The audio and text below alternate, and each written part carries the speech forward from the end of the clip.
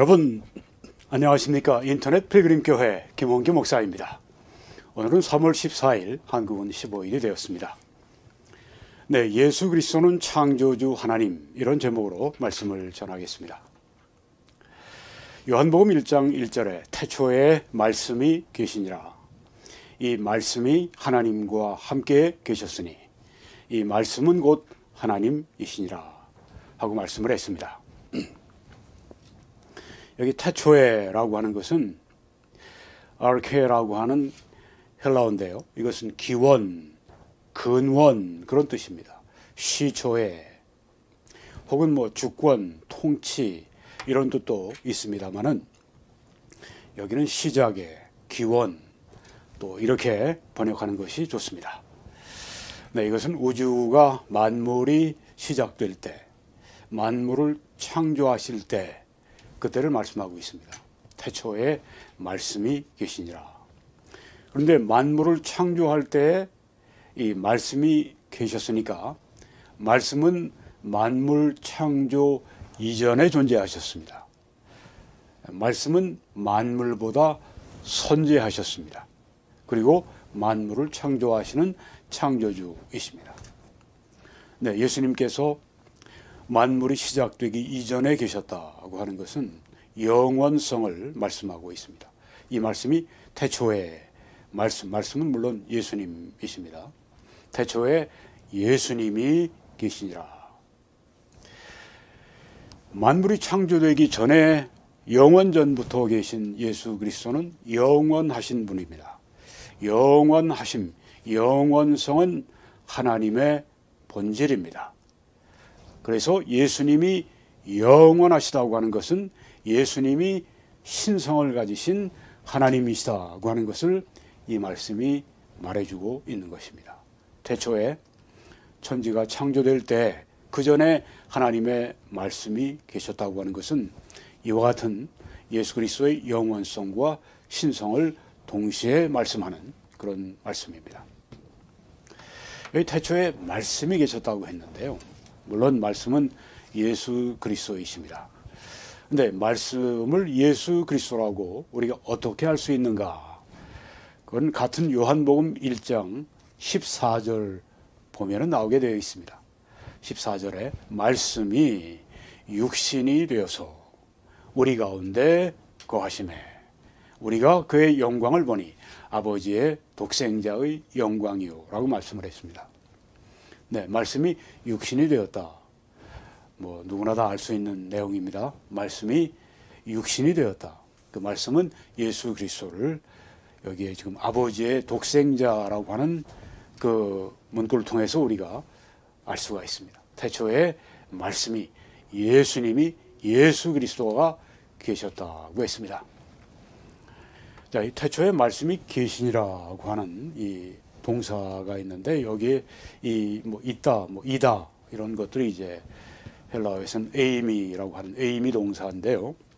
에이미 동사 가운데 이 미완료 시제로 쓰여져 있습니다. n이라고 되어 있는데요. 태초에 말씀이 계시니라. 계셨다. 우리는 계시니라고 번역을 했지만 영어 성경들은 이제 계셨다 그렇게 과거로 번역을 했습니다. 그런데 헬라어 시제는 미완료 시제입니다. 이것은 과거에 어떤 한 시점에 태초에 말씀이 계셨다고 하는 그런 의미보다도 태초에 말씀이 계속해서 계셨다. 과거의 지속적인 행동을 말하고 있습니다. 어떤 한 시점이 아니라 과거에 지속적으로 그렇게 미완료로 그렇게 지속적인 행동. 말씀이 태초에 말씀이 영원전부터 계셨다. 계시고 있었다. 네. 그러니까 이 말씀 예수 그리스도의 영원한 선제를 여기서 강화시켜주고 있는 것입니다. 태초에라고 하는 말씀뿐 아니라 계시니라고 하는 이 문구, 이 표현은 미완료 시제로 태초에라고 하는 그 예수님의 영원성을 강조해주고 있는 그런 말씀입니다. 그러니까 이 태초에 말씀이 계시니라고 하는 이 한 문장에서 우리가 이렇게 많은 것들을 볼 수가 있습니다. 왜냐하면 헬라어가 아주 세계에서 가장 정확한 언어이기 때문에 그 언어를 성령 하나님께서 사용하셨는데 가장 정확한 언어니까요. 그래서 여기에 지금 이런 한 단어 하나하나에 이런 하나님의 뜻이 새겨져 있다고 하는 것을 우리가 알 수 있습니다.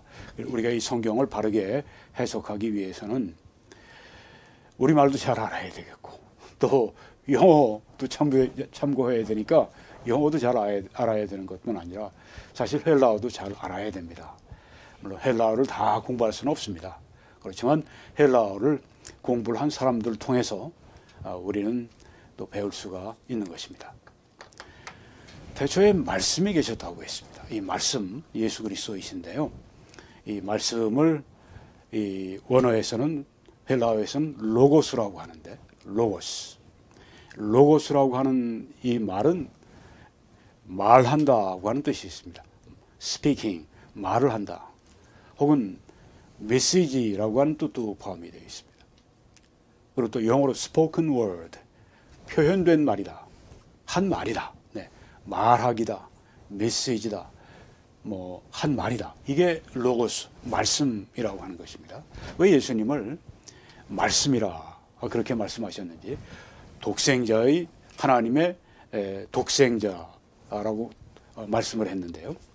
네, 여기에 왜 로고스라고 그렇게 표현을 했는지,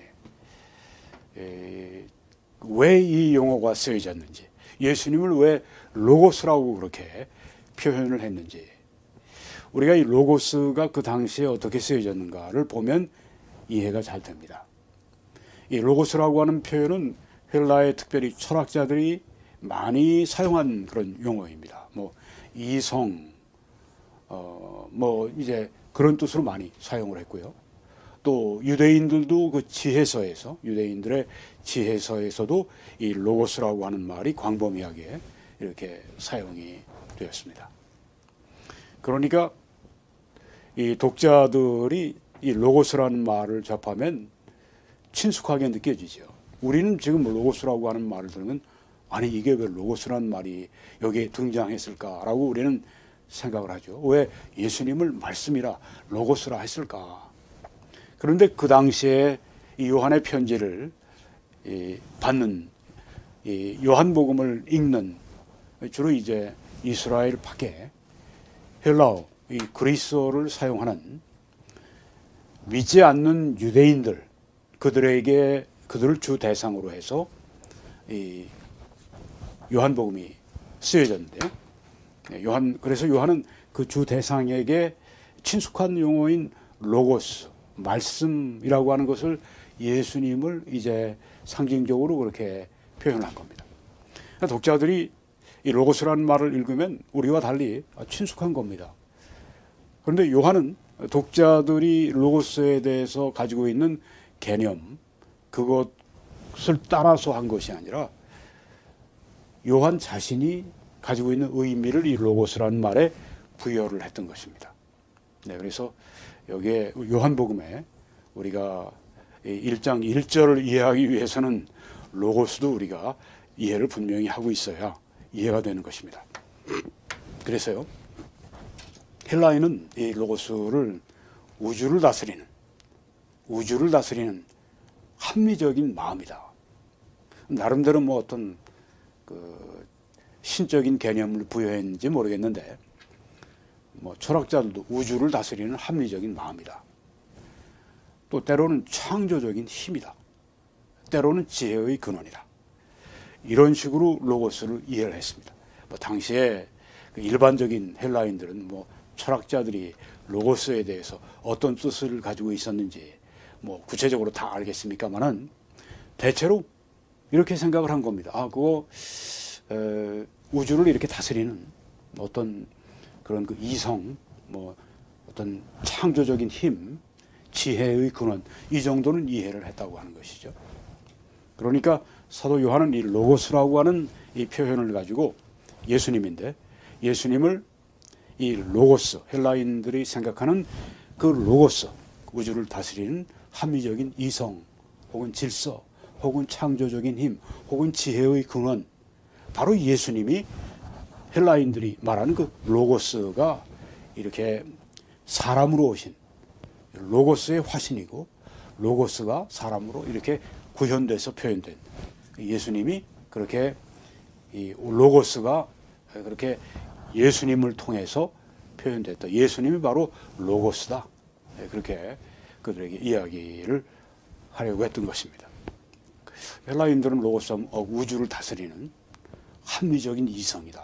뭐 창조적인 힘이다. 지혜의 근원이다.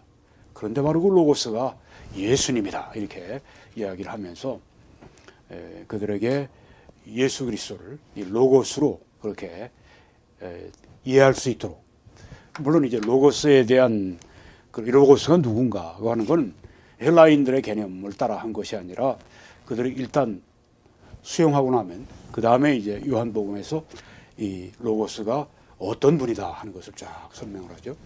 특별히 로고스는 하나님이시다.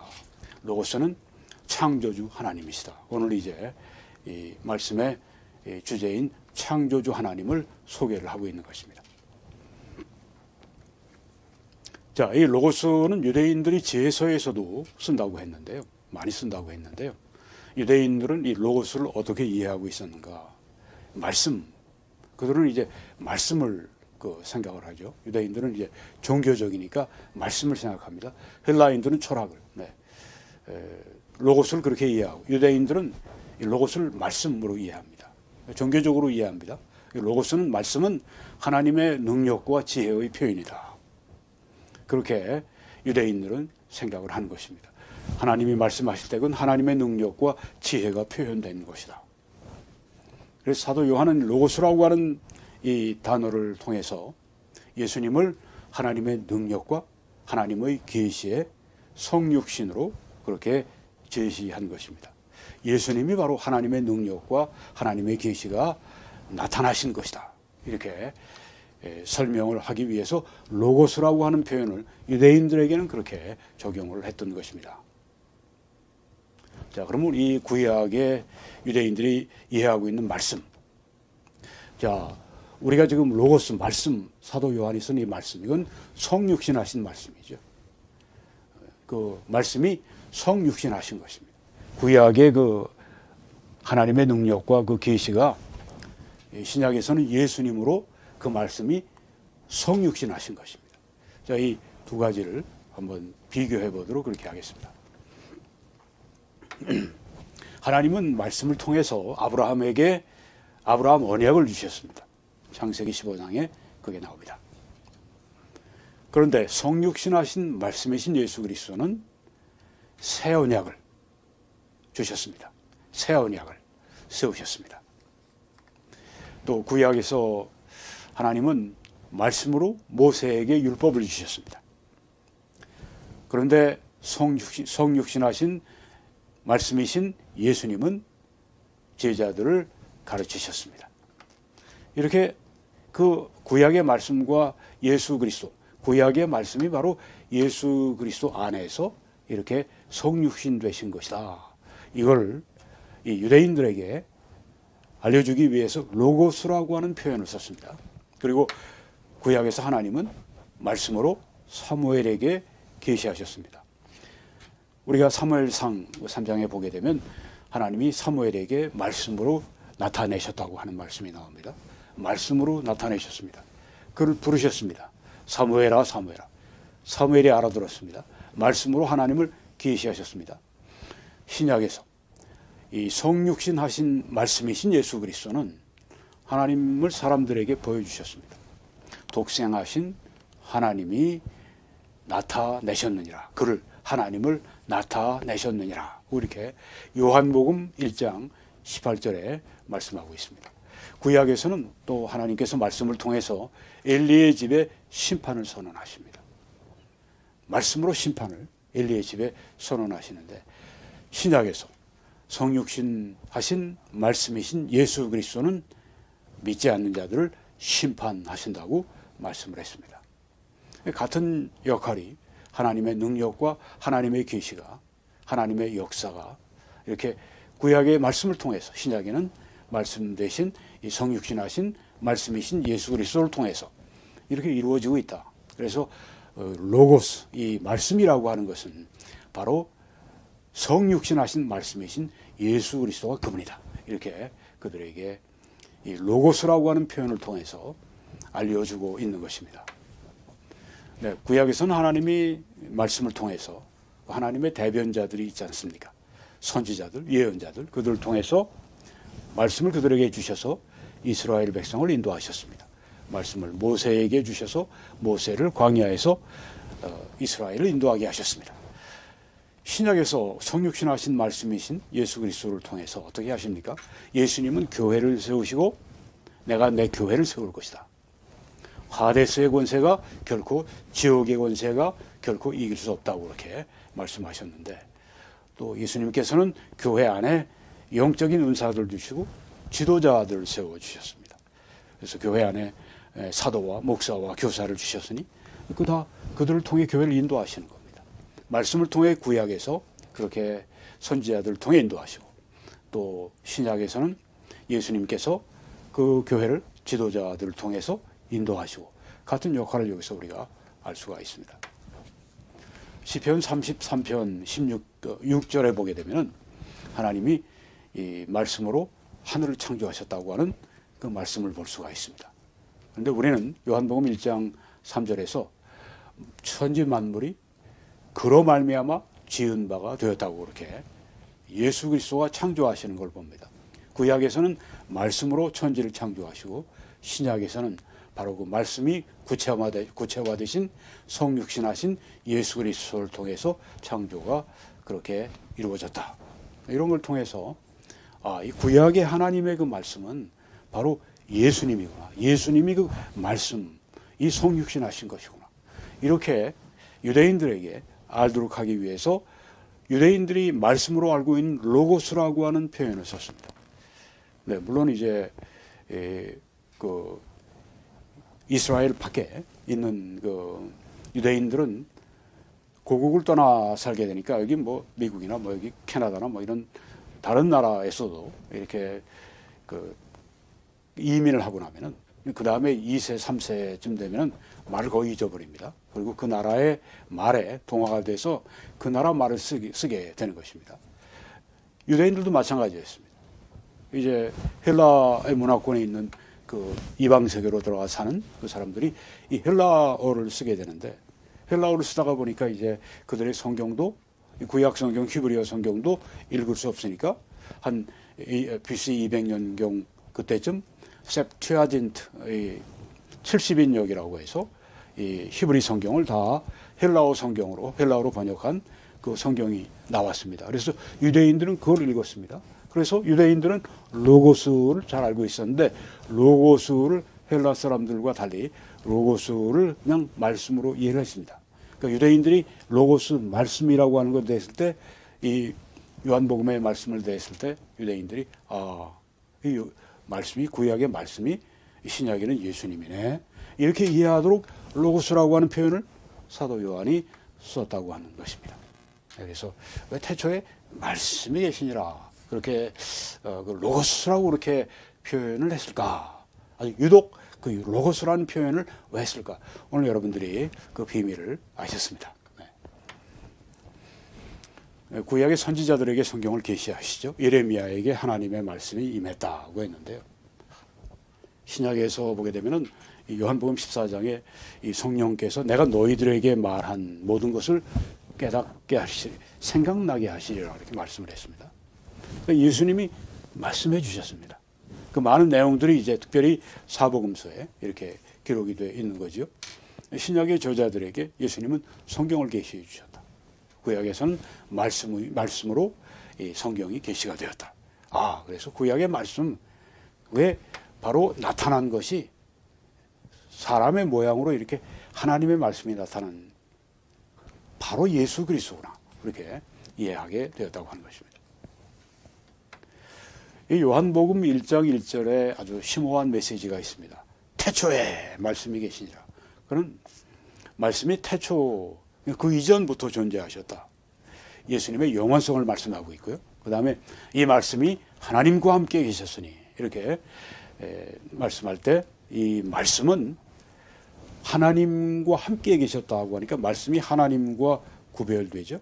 여기 하나님은 특별히 물론 뭐 하나님은 성부, 성자, 성령이 다 포함되시지만은 이 신약 성경에서 보통 하나님으로 할 때는 대부분 하나님 아버지를 말합니다. 이 말씀이 하나님 아버지와 함께 계셨으니 물론 말씀이 성령 하나님과 함께 계셨습니다. 그런데 여기에서 우리의 강조점은 이 말씀이 하나님 아버지와 함께 계셨다. 그러니까 이 말씀은 하나님 아버지와 다른 분이다. 구별된다. 네. 구별성입니다. 본질상 동일하시니까 하나이시지만 위격으로, 인격으로는 이렇게 아버지, 아들, 성령으로 구별되는 그것이 바로 정통 삼위일체의 성경의 가르침인데요. 그러니까 여기 구별된다고 하는 것은 본질적으로 구별된다고 하는 게 물론 아닙니다. 본질적으로 구별된다고 말하면 그게 삼신론이 되죠. 그렇지만 우리가 본질 안에서 하나인데 위격적으로, 인격적으로 그렇게 삼위로 구별된다. 그리고 세 번째, 이 말씀은 곧 하나님이시니라. 이 말씀, 예수 그리스도는 곧 하나님이시다. 신성이 강조가 되어 있습니다. 예수님의 영원성, 예수님의 구별성, 예수님의 신성, 이 세 가지가 요한복음 1장 1절에 다 들어있다고 하는 것입니다. 그러니까 이렇게 우리가 요한복음 1장 1절을 보게 되면은 그냥 태초에 말씀이 계시니라. 이 말씀이 하나님과 함께 계시니 이 말씀은 곧 하나님이시니라 하고 그냥 넘어서 읽고 그걸 몇십 번을 읽어도 이렇게 우리가 구체적으로 한번 이 하나님의 말씀이 이 원어를 통해서 하나님이 우리들에게 어떤 의미를 이렇게 어떤 메시지를 주셨는가 하는 것을 이해하게 되면 여러분 읽는 것보다도 우리가 훨씬 더 깊이 그 내용을 이해할 수가 있는 것이죠. 태초에 말씀이 계시니라. 네. 그래서 이 하나님이 하신 말씀을 이 구약에 있는 그 개념을 예수님에게 적용했다 하는 것입니다. 이 말씀이 하나님과 함께 계셨다. 함께 계셨으니까 아버지와 아들이 함께 계셨으니까 연관되어 있죠. 그와 더불어서 함께 계셨다고 하는 말은 연관된다고 하는, 함께 있다고 하는 연관성을 말하기도 하지만 또 이 말씀이 하나님과 함께 동등하시다고 하는 것을 또한 알려주기도 합니다. 그리고 이 함께라고 하는 이 단어가 말씀이 아버지와 다르시다, 구별된다고 하는 것을 보여줍니다.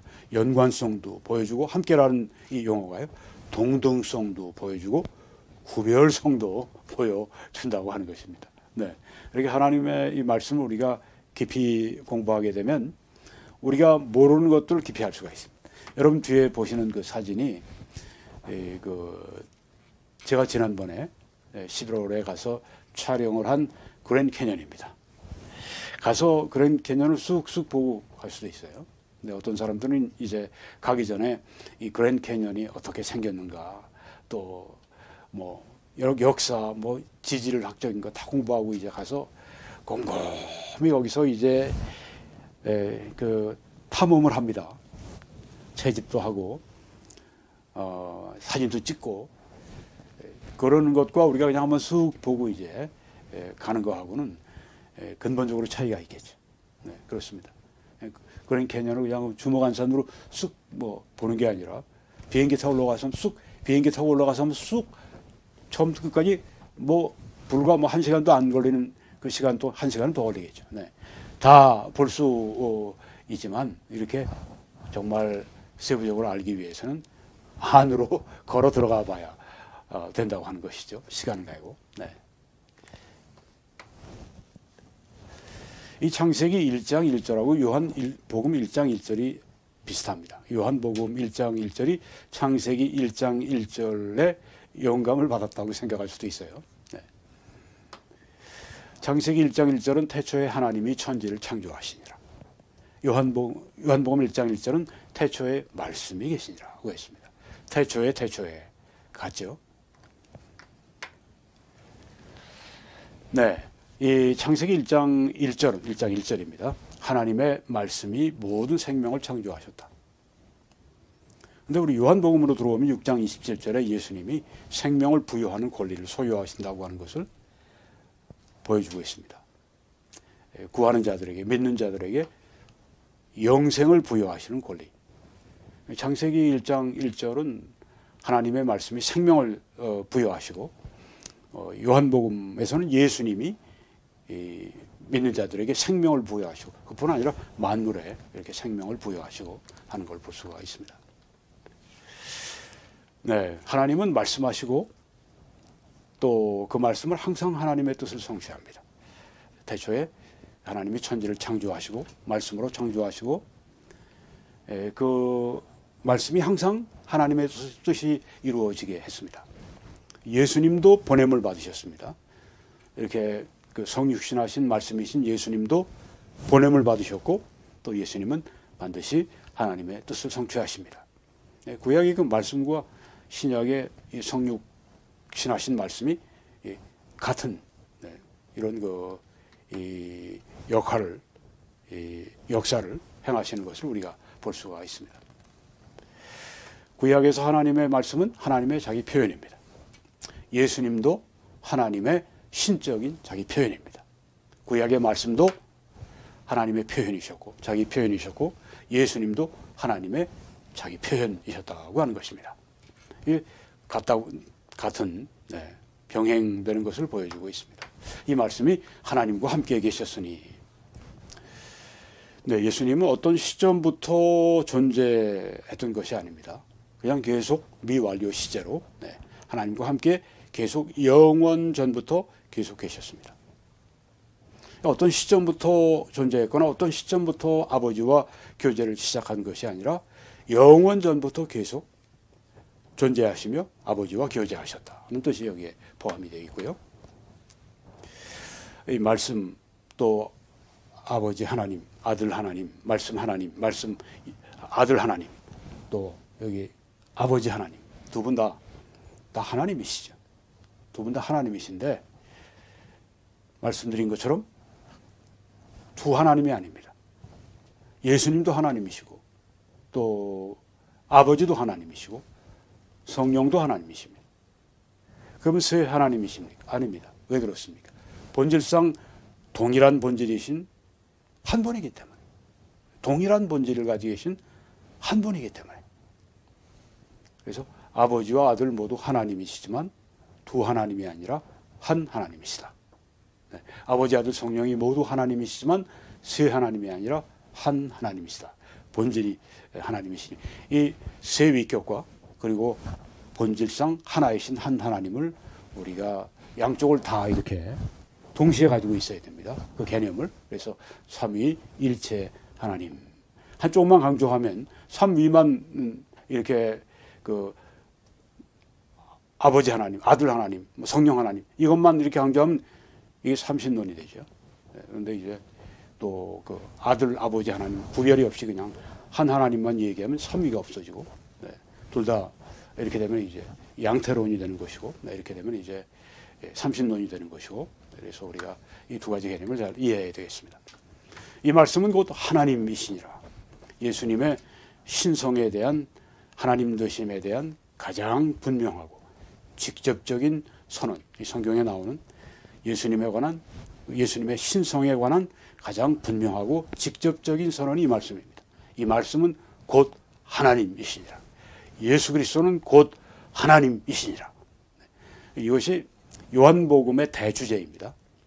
예수님은 곧 하나님이시니라. 예수님이 하나님이 아니시라고 하는 사람들은 성경을 부정하는 사람들이고, 성경을 부정하는 사람들은 기독교인들이 아닙니다. 그래서 예수님의 하나님 되심, 예수님의 신성을 부정하는 이런 모든 자유주의 신학이나 이런 모든 것들, 또 뭐 여호와의 증인들이나 다 이단들이라고 하는 것입니다. 이 말씀은 하나님이시다고 말씀했는데, 하나님의 본질을 소유하고 계신 하나님이시다. 그런 뜻이 되는 것입니다. 이 신세계역에 있는 건데, 이거는 여호와의 증인의 역입니다. In the beginning was the Word, and the Word was with God, and the Word was a God. 맨 끝에 보십시오. 노란 하이라이트에 어떻게 되어 있습니까? God이 아니라 A God이라고 되어 있습니다. 네. 말씀이 태초에 계셨고 말씀이 하나님과 함께 계셨고 거기까지는 이제 다 괜찮은데 또 Word was a God 여기에서 문제가 생기는 겁니다. 하나님의 말씀이 예수 그리스도가 그냥 하나의 작은 신이었다. 하나의 신 그러면 여러 개의 신 중에 하나니까 이게 다신론입니다. 그러니까 신세계역은 다신론 2단 구조를 가지고 있는 2단 성경입니다. 그 여호와의 증인은 다신론 2단을 믿는 2단 기독교라고 하는 것입니다. 이 단어가 바로 그런 것을 말해주고 있습니다. 네, 2절의 말씀입니다. 그가 태초에 하나님과 함께 계셨다. 누가요? 말씀이 하나님과 함께 계셨다. 이건 1절에 있는 말씀, 중간 말씀의 반복이 되는 것입니다. 반복해서 강조하는 것이죠. 그가 태초에 하나님과 함께 계셨고 라고 했습니다. 프로스라고 하는 함께라고 하는 그래서 함께 계셨고 네. 이것은 우리 함께 계셨다고 하는 표현이 좀 그 본뜻을 다 전달하기 어렵습니다. 뭐 영어도 그렇습니다. 그런데 이제 헬라어를 우리가 보게 되면은 이 함께 계셨다고 하는 것은 말씀이 하나님과 태초에 함께 계셨다고 하는 것은 아들과 아버지 사이에 늘 항상 언제나 있었던 아주 친밀한 교제를 강조하고 있습니다. 그래서 이렇게 얼굴과 얼굴을 보면서 지적인 대화를 나누는 그것이 바로 이 함께 계셨다 프로스라고 하는 이 표현에 들어있다고 하는 것입니다. 말씀이 예수님이 태초에 하나님과 함께 계셨다. 하나님과 얼굴을 바라보고 서로 얼굴을 바라보고 지적인 대화를 나누고 있다. 이런 뜻이 여기에 들어있는 겁니다. 그가 태초에 하나님과 함께 계셨다. 아주 깊은 사랑의 이 지적인 친교를 나누시는 것을 여기에서 보여주고 있는 것입니다. 구별성이 있죠. 아버지와 아들이 구별성이 있습니다. 네. 그렇지만 본질 안에서 두 하나님이 아니라 한 하나님이십니다. 우리가 물론 뭐 아들 하나님, 또 아버지 하나님, 성령 하나님 이렇게 얘기할 때 세 하나님으로 들릴 수가 있지만 하나님 자체가 하나님이기 때문에 네. 본질상 한 하나님이기 때문에 우리가 개념을 이해하면 오해하지 않게 되는 것이죠. 그가 태초에 하나님과 함께 계셨고 네, 그가 말씀이 예수님이 그러니까 다시 한번 강조가 되는 것입니다. 태초에 계셨다. 만물이 창조되기 전에 계셨다. 영원성을 강조하고 있고 그가 하나님과 아버지와 이렇게 구별성을 가지고 계시고 또 그가 하나님과 함께 계셨다. 그는 하나님이시다. 이 신성의 선언이 여기다 들어있다고 하는 것입니다. 자, 이 3절의 말씀인데요. 만물이 그로 말미암아 지은 바 되었으니 지은 것이 하나도 그가 없이는 된 것이 없느니라. 이 말씀으로 말미암아 만물이 지은 바가 되었고 지은 것이 하나도 그가 없이는 된 것이 없다. 모든 만물이 다 바로 말씀에 의해서 로고스에 의해서 아들 예수님에 의해서 창조가 되었다. 네. 이 창조가 되었다. 만물이 그로 말미암아 여기 뭐라고 되어 있죠? 네.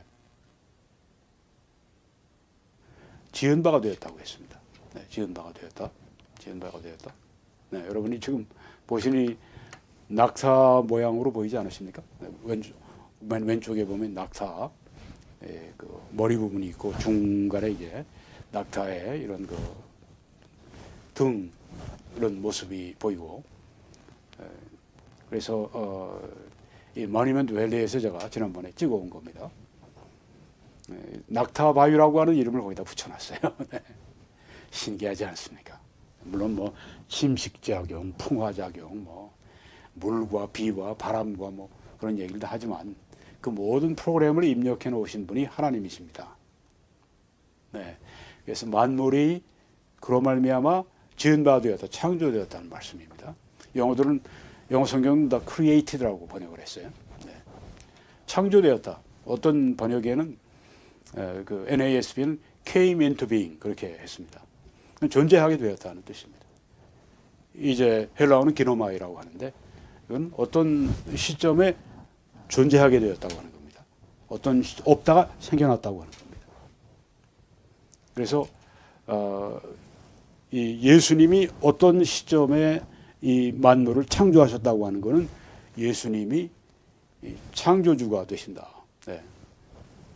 그들을 창조하셨다. 만물이 그로 말미암아 창조가 되었다. 예수님이 창조하셨다고 하는 건 창조주는 바로 하나님이시니까 예수님의 신성이 여기에 증명이 된다. 창조하셨으니까 창조자시니까 창조주이시니까 그는 바로 하나님이시다. 그래서 예수 그리스도는 말씀은 하나님이시다. 증명이 된다고 하는 것입니다. 여기 창조자가 누구십니까? 말씀 아들이십니다. 물론 하나님께서 창조자이시지만 직접 그 창조를 예수 그리스도께서 하셨어요.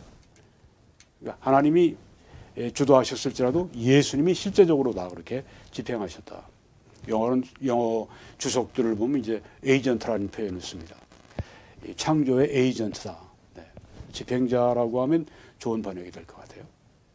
만물이 영적인 보이지 않는 세계, 비물질적인 세계, 그리고 우리가 보이는 물질적인 세계, 이 모든 영적 물질적인 이런 존재들을 다 만물이 예수님으로 말미암아 창조가 되었다. 그렇게 말씀했습니다. 정말 우리가 이렇게 하나님의 창조의 세계를 보면 얼마나 신비한지, 얼마나 오묘한지, 얼마나 정말 놀라운지 우리가 거기서 창조성을 볼 수가 있습니다. 네. 그래서 오늘 우리가 이 말씀, 지은 것이 하나도 그가 없이는 된 것이 없느니라. 어느 것도 빠짐이 없다. 자, 그런데 이 창조는 무엇을 계시하는가? 하나님을 계시하는 것입니다. 아들은 하나님을 나타내신다고 했는데 이 창조를 행하심으로 하나님을 나타내시는 겁니다. 이 창조를 볼 때 이 세상에 믿지 않는 사람들도 그냥 바라볼 수는 없습니다. 야, 그러니까 조물주가 하는 그런 말을 이제 사람들이 만들어낸 것입니다. 그 창조, 예수님의 그 창조의 행위가 하나님을 계시하시는 것이다. 하나님을 나타내시기 위해서 그가 하나님을 독생하신 하나님이 그 하나님을 나타내셨다고 했는데 이렇게 창조하심으로 바로 하나님의 계시의 역사를 시작하셨다고 하는 의미가 들어있는 것입니다. 네, 오늘 이 말씀을 함께 전하고 또 증거할 수 있도록 함께 해주신 여러분들에게 감사를 드립니다. 계속 기도해 주시고 전파해 주시고 또 헌금해 주셔서 이 사역이 지속되고 발전할 수 있도록 그렇게 함께 해 주십시오. 하나님이 우리에게 풍성한 수확을 주실 줄로 믿습니다.